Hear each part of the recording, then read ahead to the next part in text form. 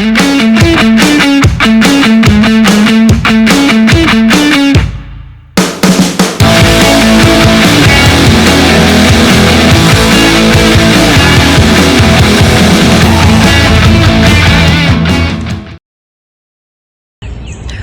Clayton with the Coastal Georgia Botanical Gardens, and today I'm going to show you how to air layer a camellia. It's the perfect time to start air layering your camellias. It's an easy way to propagate the plant. It's springtime, so we've got new growth on it, so it's a good time to get going. So I'm going to trim some of these lower branches. Why don't we go over what we need first? Most of these things, I'm going to teach you old school propagation.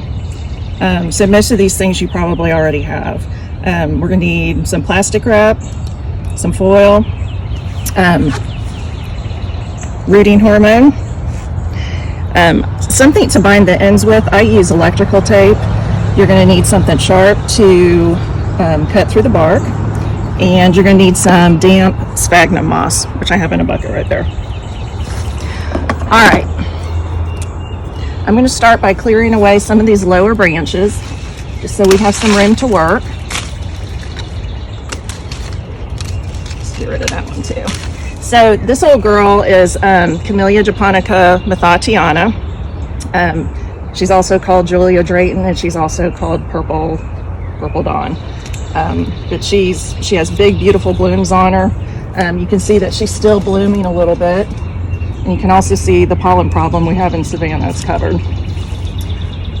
Okay, let's see. Let's go ahead and take this one off too. So typically you're going to want to find a branch, I would say between maybe 1 and 3 feet. Some people are a little more aggressive with it and go bigger, but this is where your root ball is going to start to grow. So you don't want, and it's going to be a small root ball, so you don't want to overwhelm the plant. Okay, so the first thing you're going to want to do is to score the bark, and probably maybe like a 1.5 inch section. I have started scoring this because if I waited to do it completely on camera, I would probably slice a finger off. So what you want to do is get down. So you can see the dark green and the lighter green. You're going to want to get down to the lighter green. So that dark green is the cambium layer, and we're trying to get that off. Okay, so we've completely scraped off the bark and the cambium layer, and now we're ready to put some rooting hormone on it. There's no real easy way of doing it. Normally you dip your root into it, but since that's not an option, I just usually dust it with my finger.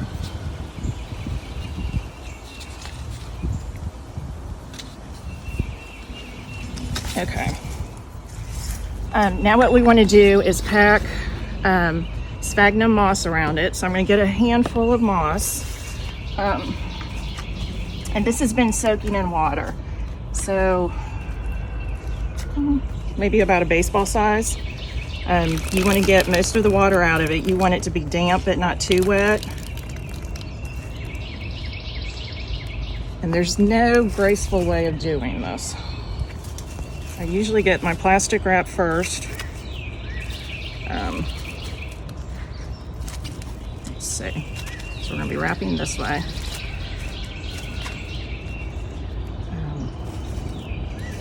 All right. So what you want to do is completely surround where you've scraped off with moss, and then you want to bind it as tightly as possible with the plastic wrap.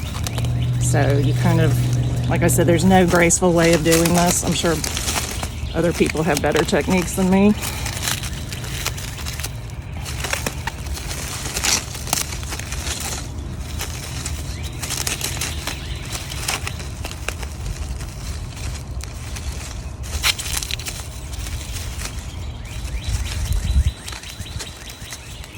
Okay, and then what you want to do is bind the ends with some sort of tape.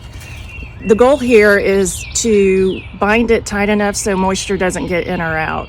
So if moisture keeps getting in, it's probably going to start rotting. If moisture gets out, it's susceptible to drying out. Okay, so at this point, we've got both the ends bound fairly tightly. So it should be good to go. And what we do at this point is we just cover it with aluminum foil, and that's just to keep it in the dark. So you're going to leave it for about 3 months, and the roots are going to grow where we scraped off the bark. At the end of about 3 months, and you can keep peeking at it and see like how your progress is going.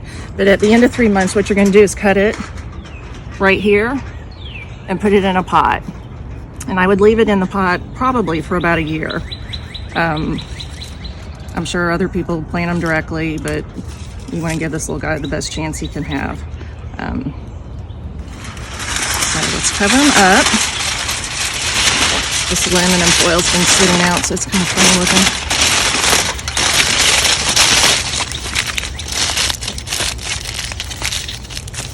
And that's about all there is to it. This plant probably will not bloom next spring. That's highly unlikely, but I would imagine you'd have buds on it the following year. So, and it's a much faster form of propagating than from cuttings, or certainly from seed, and seed doesn't give you good results anyway.